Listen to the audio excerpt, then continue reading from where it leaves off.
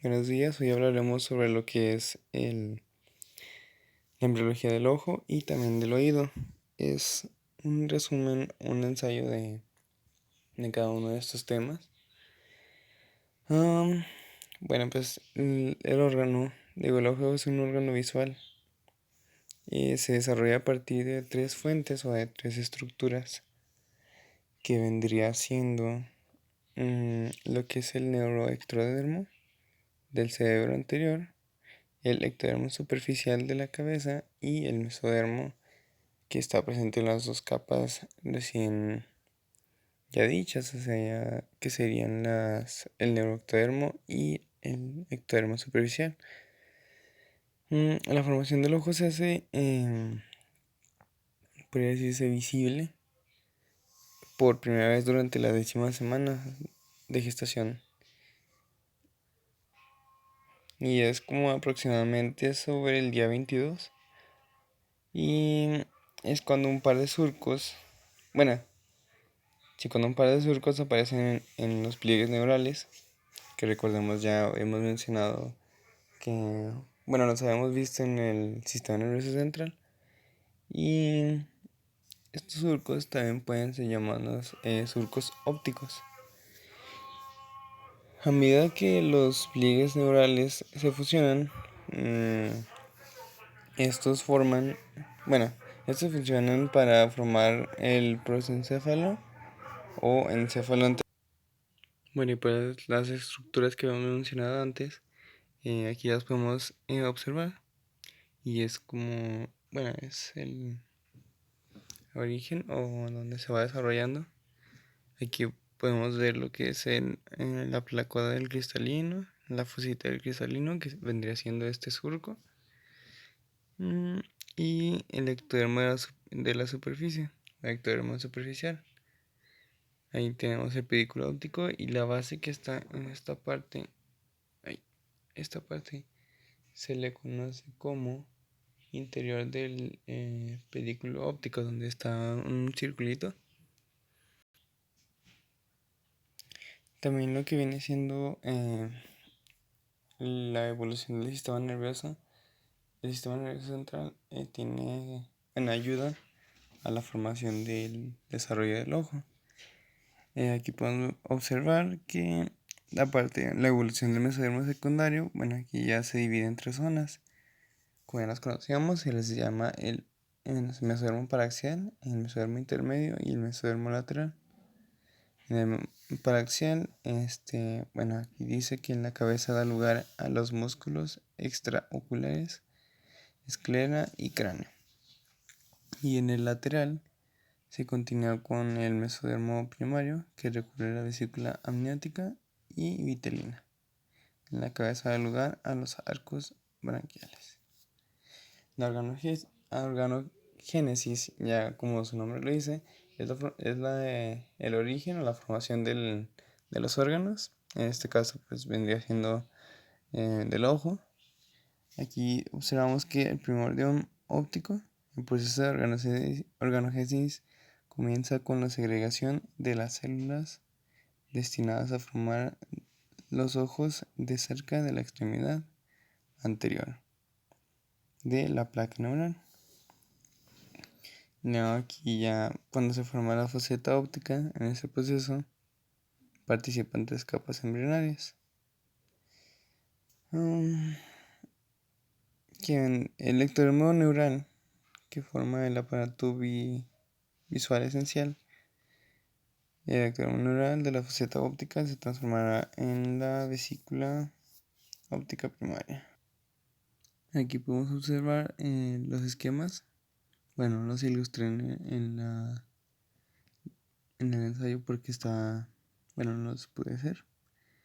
Bueno, y aquí básicamente nos muestra en el FIH los esquemas del ojo en desarrollo, en los cuales se ilustran etapas,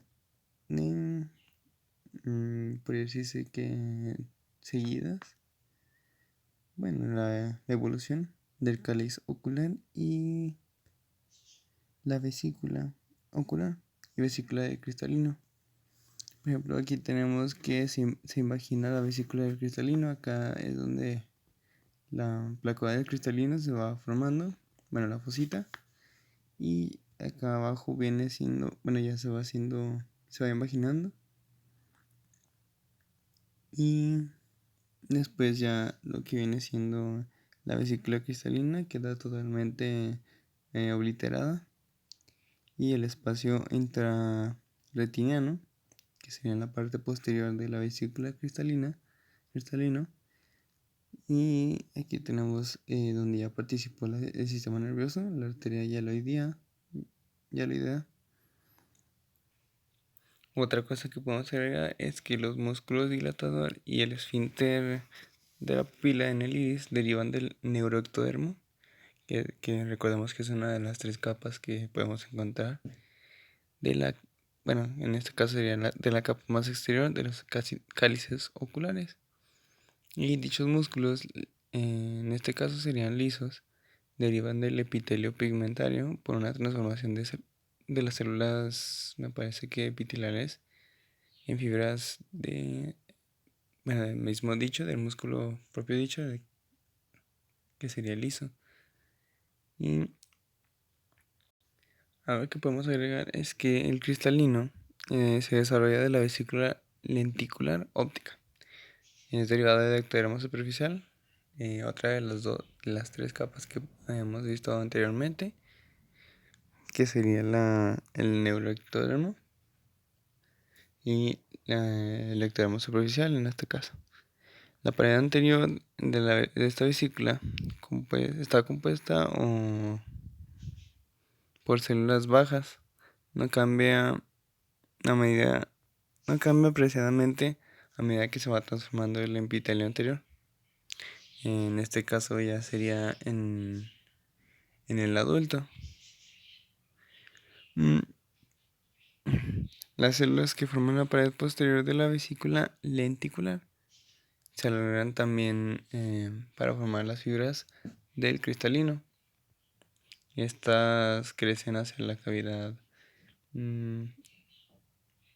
pues hacia la cavidad ocular y la van obliterando gradualmente. Es básicamente lo del surco que habíamos visto anteriormente, que se va imaginando hasta llegar a obliterarse completamente, que se llega a cerrar y es donde va formando las estructuras. Algo que también es importante serían los párpados. Se forman a partir me parece que 2 pliegos ectodérmicos. Bueno, no, ectodérmicos. Son 2 pliegues ectodérmicos que pues tienen, bueno, se unen y se fusionan aproximadamente, me parece que en la 10ª semana. Sí, en la 10ª semana y permanecen hasta las 26 semanas, que ya vendría siendo casi, pues ya no sería en la etapa embrionaria, sino ya sería en la etapa fetal. También es importante destacar que las glándulas lagrimales forman una gran importancia en lo que es pues el desarrollo del ojo. Básicamente es para lubricar y no se reseque, para evitar otras anomalías o cosas que se presenten dentro de él, por ejemplo basuras o basuras pequeñitas que puedan ser desechadas gracias a las glándulas lagrimales. Bueno, en los ángulos superolaterales de los sacos conjuntivales se desarrollan de las glándulas lagrimales, a partir de yemas sólidas procedentes del ectodermo superficial. Y estas se ramifican y empiezan a canalizarse para formar los conductos y también los alvéolos de las glándulas. La formación de las capas retinianas se concentra en el estadio 3. Comienza con la especialización de la capa neuroblástica interna. La retina se desarrolla a partir de las paredes de los cálices oculares Ya habíamos visto en esto en una imagen anterior que había mostrado a partir de las paredes de las cálices oculares, ajá, y es un crecimiento externo del encéfalo. En este caso sería del prosencéfalo, en el cual recordamos que en el sistema nervioso central se dividían en tres estructuras. Bueno, sería la vesícula primaria y luego la vesícula secundaria se divide en dos estructuras más, perdón, que vendría siendo el diencéfalo y el telencéfalo. Entonces, este crecimiento de la retina, que vendría siendo de los cálices oculares, se desarrollan en el diencéfalo. Y la capa externa y fina de los cálices oculares es el epitelio pigmentado. Recordemos que la palabra pigmentado tiene que ver con podría decirse como que tipo manchas o da color a ciertas partes. Y la capa interna, que es pues la más espesa, se diferenciará para dar complejas capas neurales y mm, también lo que es en los periodos embrionario y fetal. Las dos capas retinianas están separadas por el espacio intrarretiniano que responde a la cavidad de la vesícula óptica.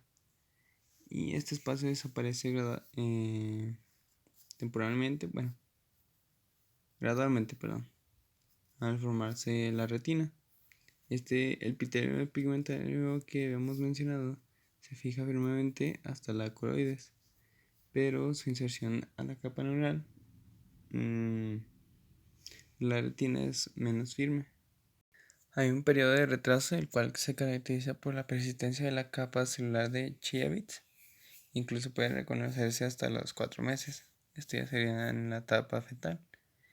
También aumenta el número de células ganglionarias que sobre el sexto mes pueden llegar a formar 8 o 9 capas en el centro de la mácula.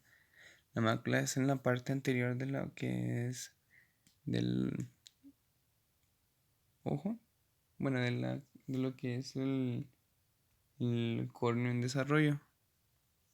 Ya es no se logra apreciar más en la etapa adulta.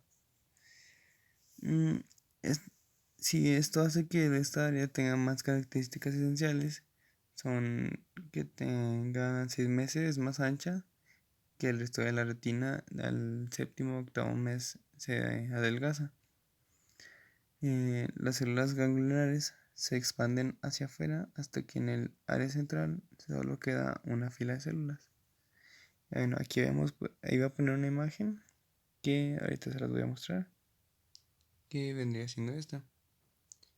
Y es bueno, aquí tenemos lo que es el córneo en desarrollo, células anteriores del cristalino, que posteriormente, bueno, ya había mencionado lo que es el cristalino, y la capa interna del cáliz ocular. Esta, bueno, su nombre lo dice, lo del cáliz es porque tiene forma de copa, por así decir, en este caso de cáliz. Cuerpo vítreo en desarrollo. Y el espacio intrarretiniano es el que mencionábamos anteriormente, o también llamado cavidad del cáliz ocular. También hablaremos del epitelio pigmentario retiniano, que este se origina en la porción proximal de la vesícula óptica, que es la capa externa de la cúpula óptica.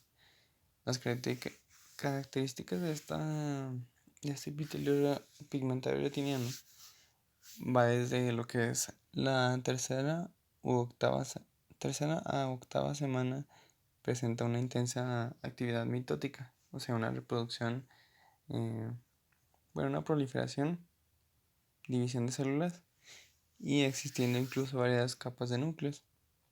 Y en estos núcleos de la octava semana solo existe una capa con aspecto similar a la del adulto. La segunda de esta, una de las características del epitelio, su superficie interna está cubierta por una membrana basal y presenta numerosos cilios, y al contrario de la capa interna, que se da la cúpula óptica, presentan, bueno, más bien desaparecen en el estadio de 10 milímetros. También la superficie externa se agrega una lámina cuticular de 14 a 18 milímetros, completamente desarrollada y que se une íntimamente con la similar formada de mesodermo. Y pues aquí básicamente tenemos resumido lo que es el desarrollo del ojo. Se divide en tres porciones: la pared ventral del prosencéfalo, ectodermo superficial y mesénquima de la cresta neural. En el ectodermo superficial dice que del que se forma se se divide en dos de los que se forman: el epitelio anterior de la córnea y la placa del cristalino, que sería en la parte anterior del ojo, y la vesícula del cristalino, y después lo que es el cristalino. Son tres etapas para llegar a uno. Otra de las estructuras sería la pared ventral del prosencéfalo, que se invagina y forma la vesícula óptica. Después la retina, el epitelio pigmentado y no pigmentado de los procesos ciliares, y el epitelio anterior y posterior del iris, músculo dilatador de la pupila. Podría llamarse también así. Y después tenemos lo que es la mesénquima de la cresta neural, y participa en la formación de la mesénquima y el músculo ciliar. Después el estroma, que recordemos que el estroma es el órgano, bueno, la estructura que cubre y da sostén a cualquier órgano. Y el músculo esfínter de la pupila del iris. La esclerótica, la coroides y el estroma y el epitelio posterior de la córnea. Y nos iremos yendo a lo que es la embriología del oído. El desarrollo del oído del embrión tiene distintos componentes que en un conjunto forman esta estructura importante. Mediante estas estructuras se darán desarrolladas simultáneas con otras a la par. Son tres estructuras de las cuales se van originando: lo que viene siendo el oído interno, oído medio y oído externo. El oído interno se convierte en las ondas sonoras en impulsos nerviosos y registra cambios en el equilibrio. Y en el oído medio transmite el sonido a través de una cadena de huesecillos y la cavidad timpánica. Y por último, el oído externo capta el sonido por medio del pabellón auricular, que hablaremos al último, el meato auditivo y externo, y la membrana timpánica. Bueno, en el oído interno, a principios de la cuarta semana, se encuentra cada lado del romboencéfalo en desarrollo. Aparece una placa engrosada de ectodermo, la placa óptica o auditiva, cuyo origen se desconoce. Bueno, en realidad no. En algunos autores los desconoce y otros lo tienen en cuenta, pero no tengo esa información clara. En su desarrollo posterior, cada vesícula se divide en dos, que vendría siendo el componente ventral y componente dorsal.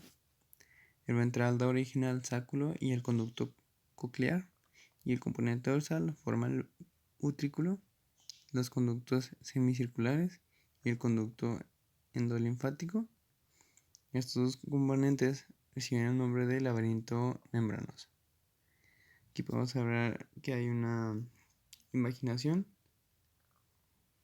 el tubo neural, que vendría siendo la imaginación del tubo neural, y la placa óptica, que vendría siendo como la cresta. Aquí observamos la faringe y el ectodermo. Esto vendría siendo aún del desarrollo interno. Aquí cómo se va imaginando hasta llegar a una obliteración completa.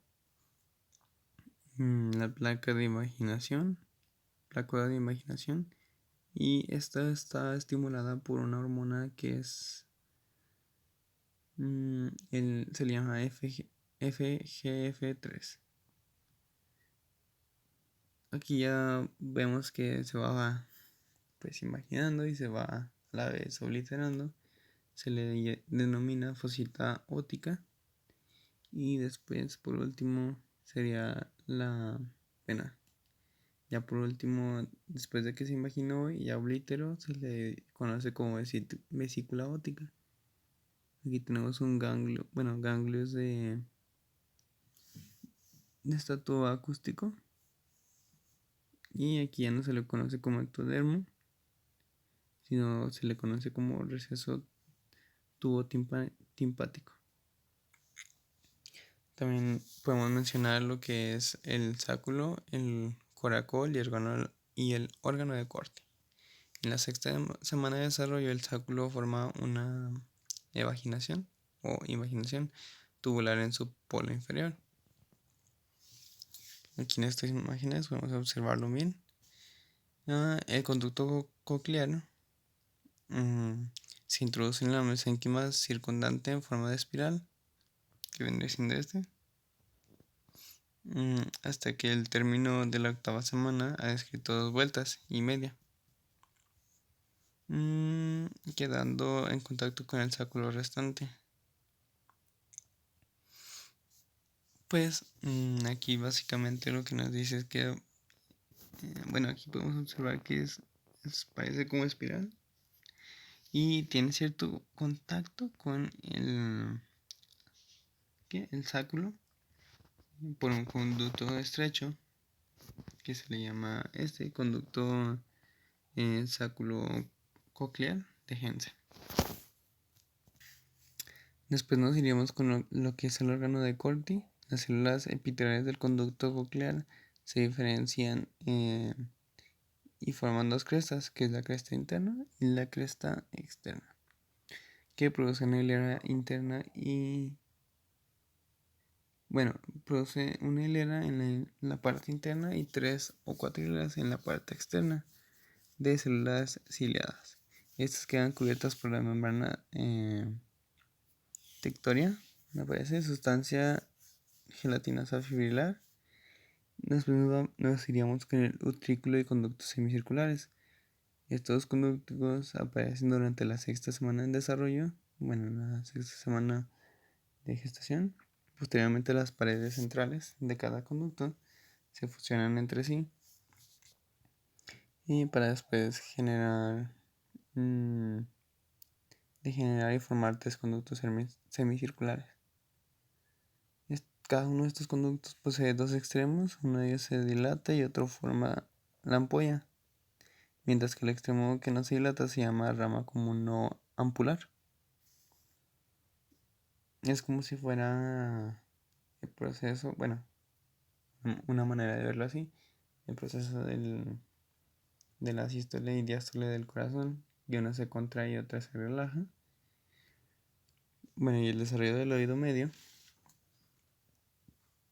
vendría siendo la cavidad timpánica, que es de origen endodérmico, deriva de la primera bolsa faríngea, y la porción distal de la bolsa formará el receso tubo timpánico, que se ensancha y forma la cavidad timpánica primitiva. Los huesecillos, recordemos que los más importantes y son los más pequeños del cuerpo humano, que vendría siendo el martillo, estribo y yunque, perdón. Cada uno de ellos vienen de cierta estructura embriológica. El martillo y el yunque derivan del mesodermo del primer arco faríngeo, y el estribo, que es el más pequeño, deriva del mesodermo del segundo arco faríngeo. El desarrollo del oído externo es por medio del conducto auditivo externo, que también se le denomina como CAE. se desarrolla a partir de la porción dorsal de la primera hendidura faríngea.